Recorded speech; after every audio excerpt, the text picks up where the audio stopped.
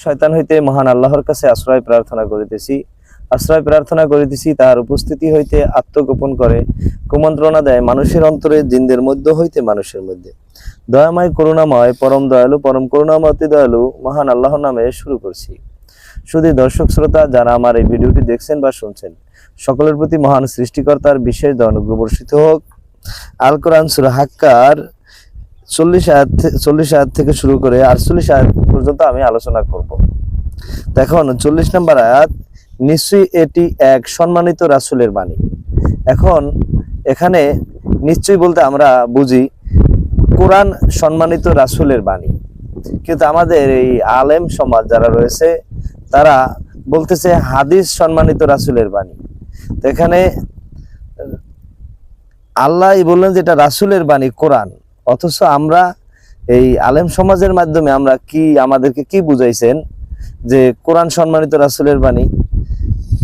আবার 41 নম্বর আয়াত, এটি কোনো কবির কথা নয়, তোমরা কমই বিশ্বাস করো। এখন এই যে আল কোরআন, এটা তো কোনো কবির কথা নয়, অথচ আমরা এটা বিশ্বাস করতেছি না। আর আলেম সমাজ এটাকে পুরো উল্টা করে বুঝাই দিয়েছে যে এটা হাদিসটা হইছে নবীর কথা, নবীর সবকিছু। আবার 42 নম্বর আয়াত, আর কোনো গণকের কথাও নয়, তোমরা কম উপদেশ গ্রহণ করো। এখন এই আল্লাহ এখানে যারা আলেম সমাজ রয়েছে তারা এই হাদিসের যে হাদিসগুলার যে তারা করছে, উল্লেখ করছে বা হাদিস নিজেরা বানাইলো করলো, এখানে তারা বলে যে আল্লাহ বলছে কোরআন কোনো গণকের কথা নয়। আর এই কথা এই সমাজে জাতির যারা আলেম সমাজ আছে তারা তো এটা বিশ্বাস করে না, কম উপদেশ গ্রহণ করে। কিন্তু আল্লাহ বলছে এখানে কোরআনের উপদেশ গ্রহণ করার কথা, এটা কোনো গণকের কথাও নয়। 43 নম্বর আয়াত, এটি সৃষ্টিকুলের রবের পক্ষ থেকে নাজিলকৃত। এখন পূর্বের আয়াতে যে আমি 3টা আয়াত পাঠ করলাম, এখানে আবার এটা সম্পূর্ণ স্পষ্টভাবে যেটা যা বুঝিয়ে দিলেন, এটি সৃষ্টিকুলের রবের পক্ষ থেকে নাজিলকৃত।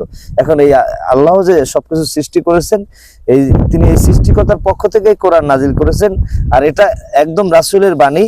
আর এই আলেম সমাজ যারা আছে তারা সম্পূর্ণ উল্টা, তারা বলতেছে এটা রাসূলের বাণী।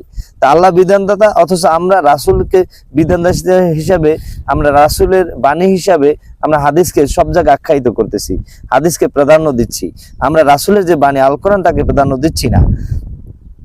44 নম্বর আয়াত, যদি সে আমার নামে কোনো মিথ্যা রচনা করত।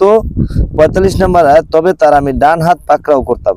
এখন আল্লাহ বললেন যে আমার ব্যাপারে যদি কোনো রাসূল বা কোনো নবীও যদি মিথ্যা বলতো, তাহলে আল্লাহ তার ডান হাত পাকড়াও করতেন, মানে ধ্বংস করতেন।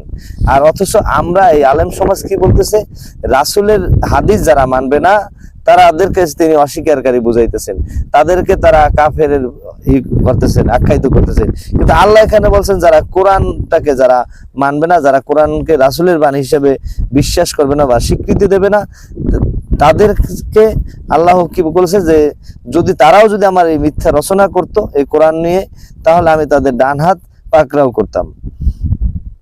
46 নম্বর আয়াত, তারপর অবশ্যই আমি তাদের হৃৎপিণ্ডের শিরা কেটে ফেলতাম।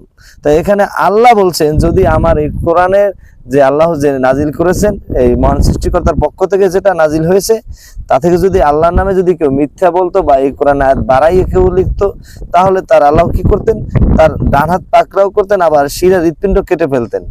তাই এখানে আলেম সমাজ যেটা বলতেছে, আমাদেরকে যেটা বুঝাইতেছে, হাদিস যে না মানবে তার উপরে সবাই বিদ্যাচরণ করতেছে, হাদিস যে না মানবে তাকে অস্বীকারী বলতেছে, হাদিস যে না মানবে তাকে বিভিন্ন প্রকার ফতোয়া দিচ্ছে।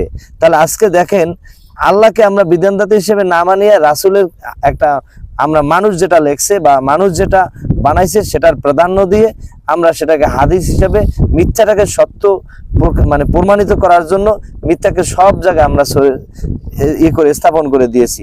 তাই এখানে আল্লাহ এখানে বলছে, নিষেধ করেছে যদি কেউ আল্লাহর যে কিতাব আল্লাহ যে নাজিল করেছেন এর বাইরে যদি কেউ কিছু করতো, তাহলে নবীদেরকে আল্লাহ ছাড় দেয় নাই। আর এই সমাজের জাতির যারা এই হাদিস নিয়ে করতেছে, অবশ্যই আল্লাহ তাদেরকেও ছাড় দেবেন না। 47 নম্বর আয়াত, অতঃপর তোমাদের মধ্যে কেউ তাকে রক্ষা করার থাকতো না। এখানে আবার বলছে যে এই যে যারা এই আল্লাহ এই যে কোরআনের বাণী, রাসূলের বাণী, এটা যারা অস্বীকার করবে বা যারা করবে তাদেরকে আল্লাহ যে পাকড়াও করবে, আর এই তাদেরকে কেউ রক্ষা করার থাকবে না, কারণ এর ক্ষমতা নাই।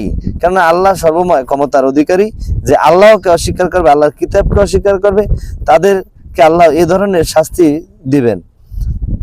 আর এখানে পরে 48 নম্বর আয়াত, এটি তো মুত্তাকিদের জন্য একটা নিশ্চিত উপদেশ। এখন যারা মুত্তাকি অর্থ বিশ্বাসী, এখন সজাগ সচেতন, আর যারা সজাগ সচেতন তাদের জন্য এটা উপদেশ। আর যারা সজাগ সচেতন তারা এটা নিশ্চিতভাবে মেনে নেবে, আর যারা সজাগ সচেতন না তারা কখনোই এটা মানবে না, তারা ওই মহাশাস্তির সম্মুখীন হবে। তাই আসুন আমরা নিজ মাতৃভাষায় কোরআন পাঠ করে এই কোরআনকে রাসূলের বাণী, আল্লাহর পদার্থ নাজিলকৃত, এটা আমরা মানি, এটার প্রতি আমরা স্বীকৃতি দেই, এটাকে আমরা গ্রহণ করি। তাহলে আল্লাহ আমাদেরকে এই আলেম সমাজের যে ভ্রান্ত চিন্তা চেতনা, তাদের যে